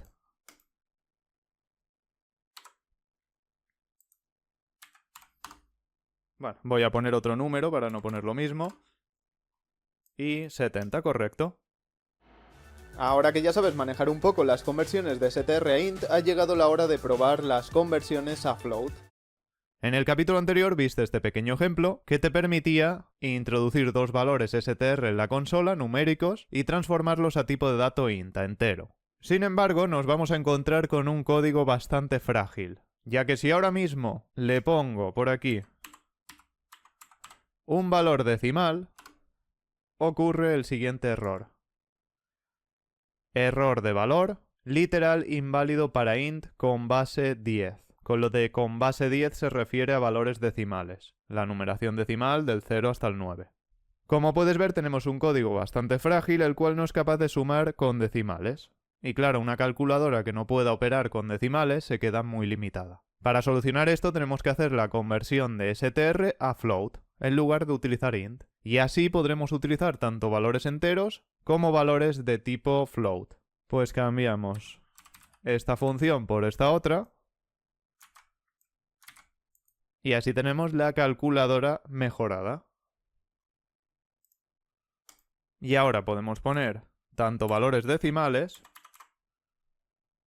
como valores de tipo int, que en realidad no van a ser int, ya que los tipos de dato float, los valores enteros los almacenan, por ejemplo, en el caso del 10, como 10.0, para ajustarse a su tipo de dato. Pues ahí tenemos la operación correcta. El utilizar una función de conversión u otra dependerá del resultado final que se desee obtener. Si no quieres valores decimales, haz las conversiones con int. Y si quieres decimales, hazlo con float. Todo depende del propósito. En una calculadora normalmente querrás esto, que funcione esto con decimales y valores enteros. Un propósito para querer valores enteros y perder la parte decimal puede ser para calcular la media de edades. Quizás en algunos casos, en lugar de tener una media de edades como 35,5, queremos que nos deje la edad entera, 35. Pues en ese caso utilizaríamos int. Si queremos con decimales, pues ya sabemos float. Al igual que con las listas, con los strings tenemos métodos. Gracias a ellos podemos manipular los strings de muchas formas diferentes. En este capítulo vas a ver 3 métodos muy fáciles de usar. También he de indicar que los strings de Python tienen muchos más. El método capitalize permite convertir el primer carácter de una cadena en letra mayúscula, y el resto de caracteres los deja en minúsculas. Podemos traducir el término capitalize como capitalizar en español. Y para que nos entendamos claro, se refiere con capitalizar a poner la primera letra en mayúscula. Cuando utilicemos este método da igual el estado de las mayúsculas o minúsculas que tenga el string. El método lo crea de cero con esa regla. En el siguiente ejemplo está todo el texto, como puedes ver, en minúsculas. Incluso la primera letra, esta L, que es la que se va a modificar con lo que haremos a continuación. Vamos a aplicar esto sobre una variable. Obtenemos el string de frase y ponemos un punto para utilizar un método de string, ya que frase es una variable que contiene un objeto de tipo string. Entonces utilizaremos en este caso el método capitalize. Entre los paréntesis no tenemos que especificar nada. Y ahora vamos a imprimir el resultado.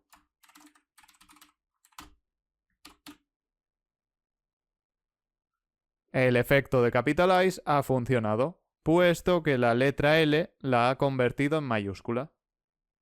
Hemos creado un nuevo string a partir de este en otra variable y lo hemos transformado con la primera letra en mayúscula gracias al método capitalize. Vamos a ver un pequeño ejemplo práctico donde podemos dar uso a este método, algo un poco más realista, por ejemplo en una entrada de datos. Para crear este pequeño algoritmo vamos a realizar estos 3 pasos. Obtener el nombre del usuario, poner la primera letra en mayúscula, si es que no lo ha hecho ya el usuario, y después imprimir un saludo con el nombre del usuario. Pero siempre con la primera letra en mayúscula, independientemente de si el usuario lo pone todo en minúsculas o todo en mayúsculas o como sea. Siempre se va a escribir, por ejemplo, si le pongo mi nombre así, siempre se va a escribir de esta forma. Así forzamos al usuario a que escriba como nosotros queremos. En este caso, un nombre con la letra en mayúscula, la primera. Pues aquí, puesto que vamos a almacenar un nombre, pues pondremos nombre. Una entrada. Y le decimos al usuario lo que tiene que hacer.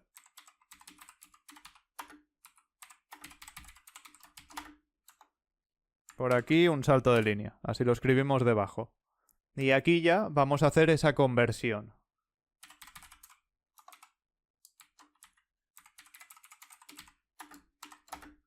Procesamos el valor que tenga nombre, sea el que sea, y le aplicamos esto, capitalize. Es decir, obtenemos el string resultante de lo que se haya puesto en la variable nombre, aquí, y lo transformamos, guardándolo finalmente en nombre convertido. Así de simple es. Y aquí vamos a imprimirle el saludo.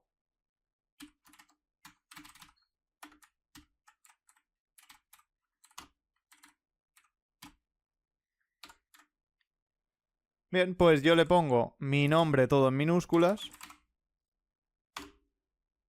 y me lo modifica con la E en mayúscula, la primera letra. Está funcionando. Si ahora se lo pongo todo en mayúsculas, o incluso algunas así en minúsculas, el programa lo procesa correctamente gracias a ese método capitalize.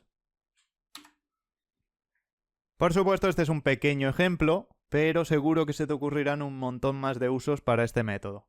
Seguramente, de las muchas cosas que haremos en diferentes módulos, aplicaremos alguna vez este método para hacer cualquier cosa práctica, cualquier aplicación del mundo real, por así decirlo. De momento, en este módulo de Python de fundamentos básicos, habrá muchas cosas que no le verás un sentido práctico al final. Pero poco a poco, cuando vayas necesitándolo para hacer diferentes aplicaciones finales, cuando sepas un poco más, ya verás los usos que le puedes aplicar a cada cosa. E incluso cuando sepas más seguramente tendrás más imaginación, al tener más contexto de todo. Al final es cuestión de práctica y tener proyectos que requieran este tipo de soluciones específicas. Pues si por ejemplo estamos haciendo un desarrollo web, una aplicación web con Django, y queremos mostrar un saludo cuando un usuario inicia sesión, pues podríamos forzar algo como esto. Que hubiese un capitalize para que nunca salga un nombre en minúsculas, por ejemplo. Es mucho hablar ahora mismo, pero más o menos para que te vayas haciendo una idea.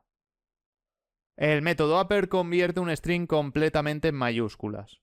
Es decir, cualquier string que procesemos con ese método upper va a quedar con cada carácter en mayúscula. Por ejemplo, para utilizarlo nos vamos a venir aquí, ponemos el string que queramos, en este caso el que contiene frase, y le ponemos upper.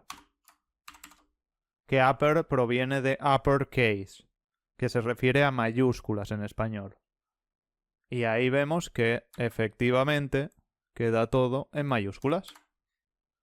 Y el método lower hace todo lo contrario, convierte un string completamente en minúsculas. Lower viene del lowercase, que podemos traducir como minúsculas en español. Para utilizarlo, tan simple como hacer esto, ponemos string igual punto lower. Todos los métodos al final se utilizan de la misma forma.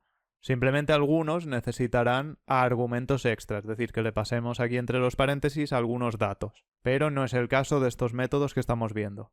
Aquí, si te fijas en esta información, por cierto, aparece que esto es un método, como puedes ver ahí, y una flecha que dice literal string. Esto quiere decir que este método devuelve un string literal. Nos está diciendo ahí explícitamente el tipo de dato que nos va a devolver. Y abajo tenemos un poquito más de información que dice devuelve una copia del string convertido a lowercase, a minúsculas. Y nos dice que devuelve una copia porque exactamente es lo que hace. Hace una copia del string. Acuérdate que los strings no se modifican, son inmutables. Entonces, para procesar este string lo tiene que obtener, copiar, por así decirlo, lo modifica el propio método y saca otro string con el mismo contenido pero procesado como lower, todo en minúsculas. Bueno, al final estos son detalles un poquito más avanzados que si los entiendes, muy bien, estupendo, te ayudará a progresar más fácil. Y si no, no te preocupes porque lo iré explicando más adelante. Todavía no hemos tratado los temas de programación orientada a objetos, por ejemplo, para que entiendas bien lo que significa todo esto. Así que no te preocupes. Aquí me he dado cuenta que falta un espacio. Bien, voy a ejecutar y vemos que sí. Aunque tenemos esta aberración de string tan mal escrito, nos sale perfectamente todo en minúsculas. Estos métodos también te pueden servir mucho cuando escribas en archivos externos, para procesar los datos que van introduciéndose por el programa de una forma adecuada, como los quieras tú formatear. Y estos métodos funcionan directamente con strings literales. No hace falta que pongamos un string en una variable. Podemos prescindir de esto. Y aquí, en lugar de poner el nombre de una variable que contenga un string, lo que podemos hacer es poner un string literal. ¿Ves? En este caso vamos a poner, yo qué sé, hola, todo en mayúsculas. Y vemos que sí, que funciona. Por lo tanto, lo que se requiere para estos métodos es que le pasemos strings. Espero que con estas vueltas que le he dado al tema, que al final era muy sencillo, hayas podido entender aspectos un poquito más profundos.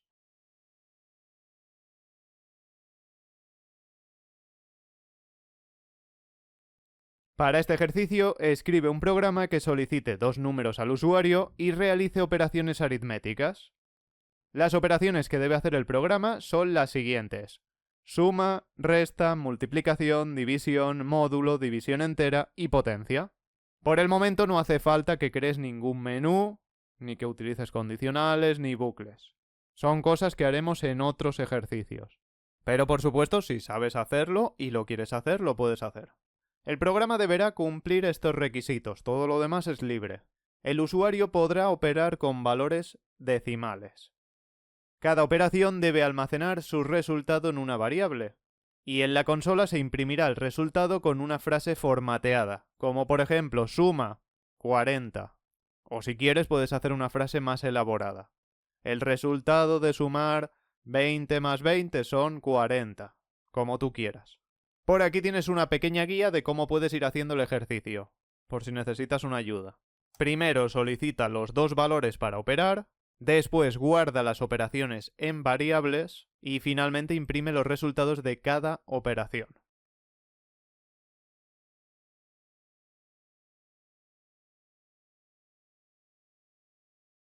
Para resolver este ejercicio, primero vamos a pedirle al usuario que introduzca dos números. Para ello crearemos dos variables, por ejemplo num1 y num2. Como requisito he dicho que se pudiesen utilizar valores decimales en las operaciones. El input nos almacena un tipo str, por mucho número que le pongamos. Entonces necesitamos utilizar una función de conversión como es float, para poder convertir el str en número decimal. Ponemos primero float y entre los paréntesis de float ponemos el input.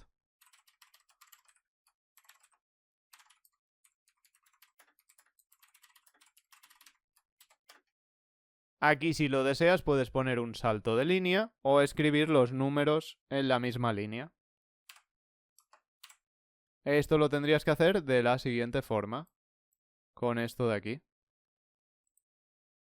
Yo lo voy a dejar así.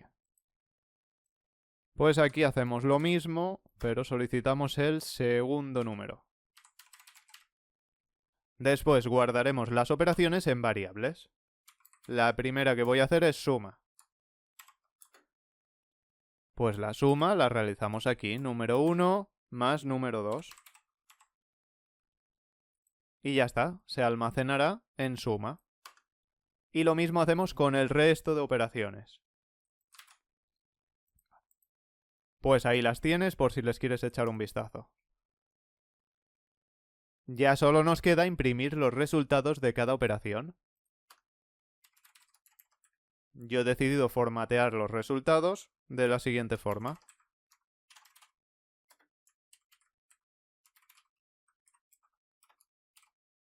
Aquí me saldrá el string suma y me pondrá a continuación el resultado de la suma.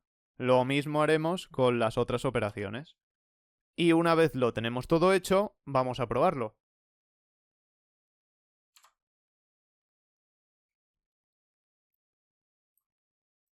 Primero lo voy a probar con números enteros. Por ejemplo, 10 más 25. Al introducir este segundo número se van a hacer todas las operaciones de golpe, con estos dos valores. Ya más adelante te enseñaré cómo hacer un menú para seleccionar ciertas opciones, que el usuario pueda decidir si se hace una suma o una resta en lugar de hacerlo todo a la vez. Que creemos una calculadora, básicamente. Pero bueno, primero vamos paso por paso, vamos haciendo cosas básicas. Pues ahí tenemos los resultados de las operaciones. En potencia sale un número muy largo, por eso nos pone aquí 1e, más 25. Si ponemos un número más pequeño, pues saldrá un número que podamos leer a simple vista. Ejecutaríamos de nuevo y le ponemos otros dos números. 2 y 3. ¿Veis? Aquí potencia 8 con 0.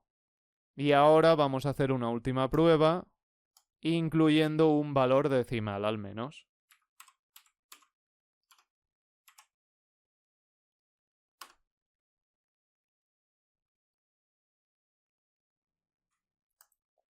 Para el siguiente ejercicio quiero que crees un conversor de grados Celsius a Fahrenheit.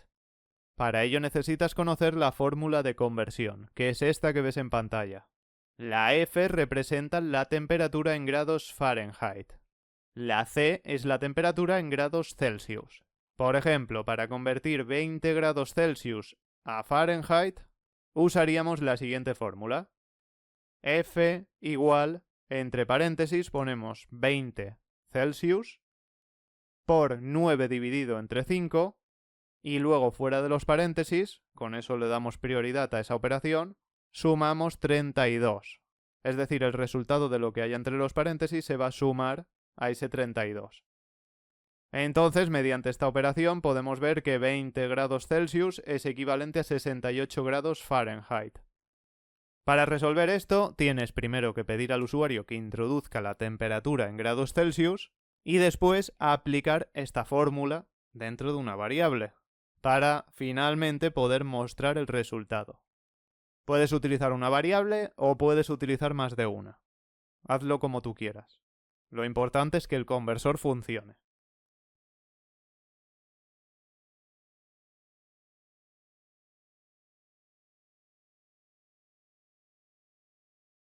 Pues al ver esa fórmula puede parecerte muy complicado de aplicar, pero ahora verás lo fácil que es, sobre todo cuando ya tienes la fórmula delante.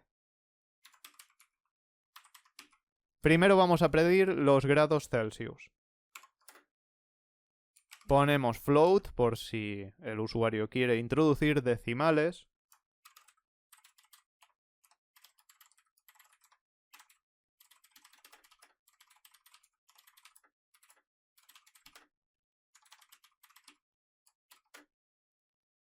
Y después pasamos a convertir la temperatura con esa fórmula. Pues creamos una variable.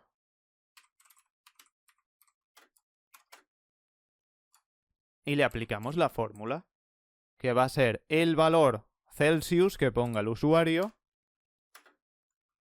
por 9 dividido entre 5 más 32. Ahí tenemos la fórmula aplicada con nombres de variables. Y después nos queda mostrar el resultado.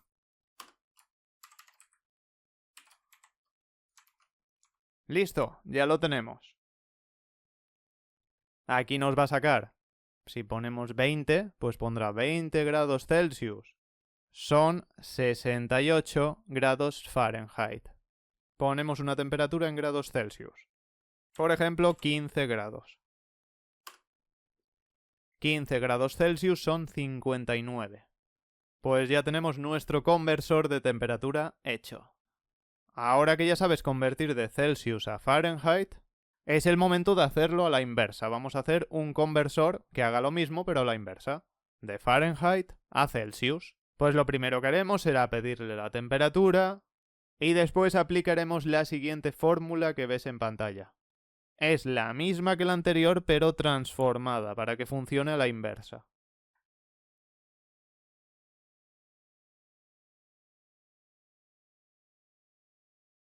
Lo primero, le pedimos al usuario la temperatura.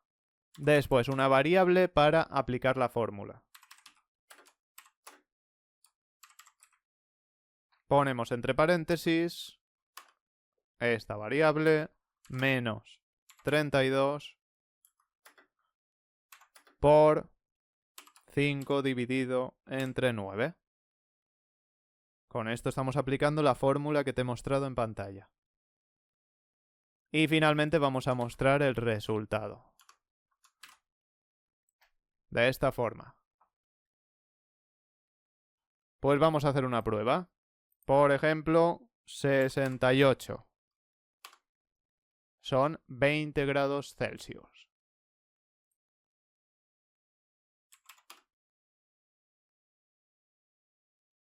Para el siguiente ejercicio quiero que hagas una calculadora de áreas de círculo.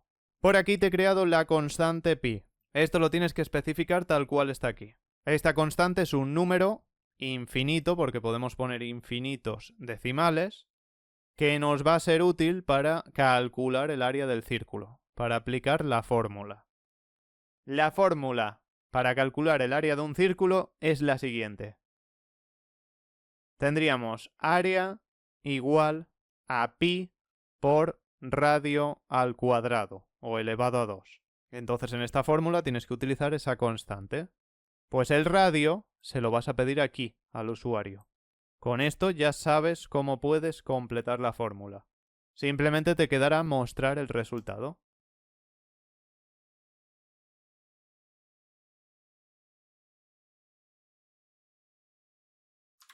Primero de todo le vamos a pedir al usuario esto, que introduzca el radio. Después, necesitamos crear esa fórmula. Entonces ponemos variable área y en ella vamos a hacer el cálculo. Constante pi por radio por sí mismo. O bien, si has utilizado el operador de potencias, puede que te haya quedado así. Así especificas de una manera más clara que es radio elevado a 2, o al cuadrado. Y finalmente nos falta poner un print con el resultado.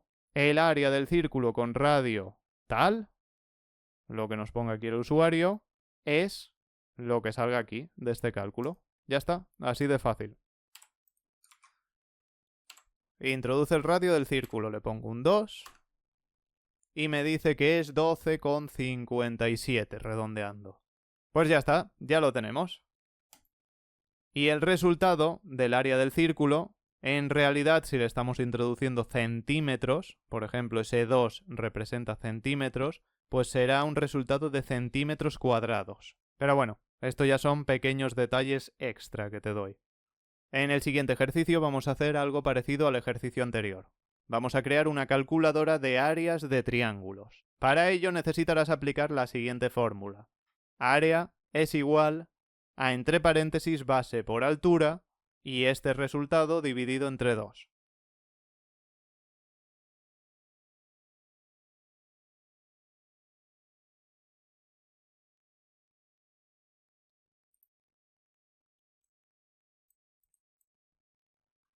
Lo primero que vamos a hacer es solicitar la base y la altura, y las almacenaremos en dos variables.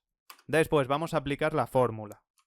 Área igual, entre paréntesis, base por altura.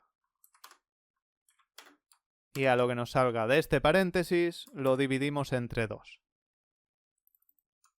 Finalmente nos quedará mostrar el resultado.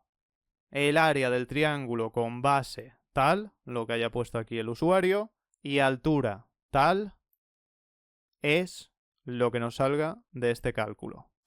La base es 2 y la altura 5. El área del triángulo con base 2 y altura 5 es 5.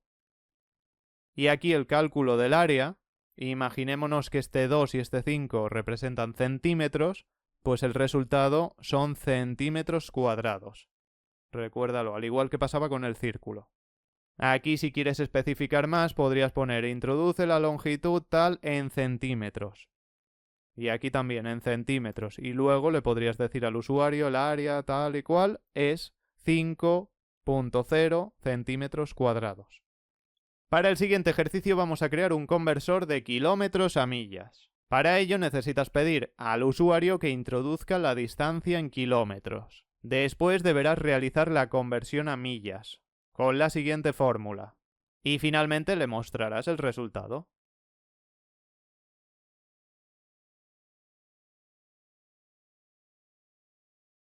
Primero vamos a pedir los kilómetros. Después aplicaremos la fórmula. Entonces pondremos millas, se calcula con kilómetros por 0,621371. Esta fórmula lo que está representando es que un kilómetro equivale a 0,62 millas aproximadamente. Y lo representamos así en el cálculo. Finalmente mostraremos el resultado. Tantos kilómetros equivalen a tantas millas. 10 kilómetros 6,21 millas. En este ejercicio vamos a hacer lo mismo que el anterior, pero en lugar de kilómetros a millas haremos de millas a kilómetros. Para hacer el cálculo tienes que saber cuántos kilómetros son una milla. Pues una milla son casi 1,61. Exactamente este número que ves en pantalla. Sabiendo esto, intenta hacer este algoritmo.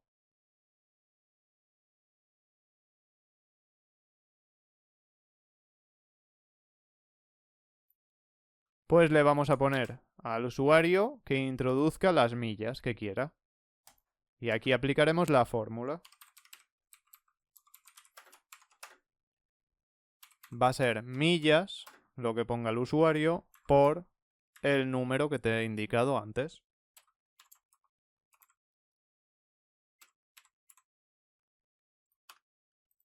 Y aquí mostraremos el resultado. Tantas millas equivalen a tantos kilómetros.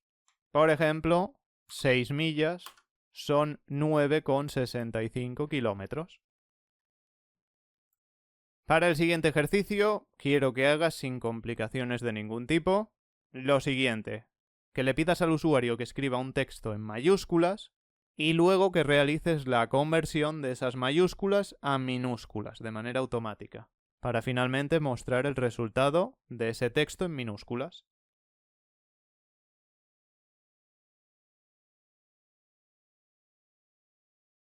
Pues aquí vamos a poner, por ejemplo, cadena de caracteres. Ponemos un input que no necesita conversión porque vamos a trabajar directamente con str y es con lo que trabaja input. Y le indicamos al usuario lo que tiene que hacer.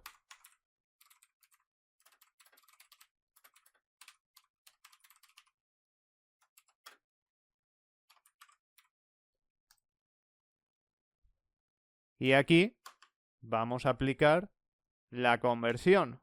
Creamos otra variable, por ejemplo, cadena minúsculas. Y vamos a poner cadena. Aquí le aplicamos el método de str, que era justamente para esto lower. Para convertir algo que está en mayúsculas en minúsculas. Entonces el texto que venga por aquí, por ejemplo, si escribe hola, así, pues lo que se va a almacenar aquí finalmente es hola, así. Y esto es lo que hay que mostrar en la consola.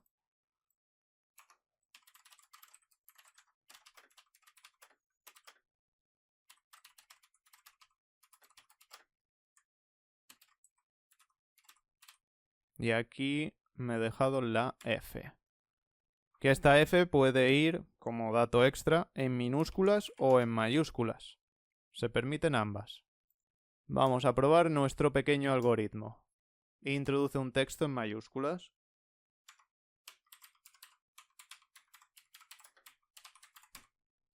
Pues pongo esto mismo. Y ahí me la procesa toda en minúsculas. Y aquí veo que me ha quedado conversión a minúsculas, para especificarlo más claro. Pequeño fallo.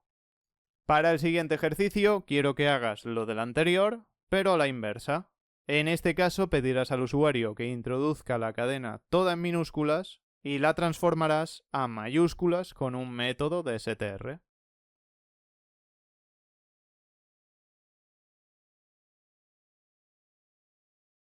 Lo que vamos a pedirle al usuario es esto, introduce un texto en minúsculas. Y aquí realizaremos la conversión a mayúsculas esta vez.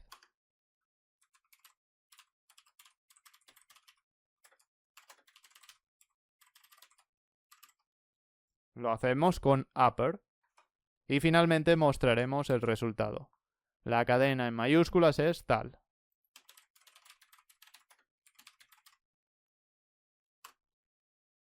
Funciona correctamente. Y por cierto, no hace falta que esté todo en minúsculas. Por ejemplo, si ponemos algunas cosas en minúsculas y otras en mayúsculas,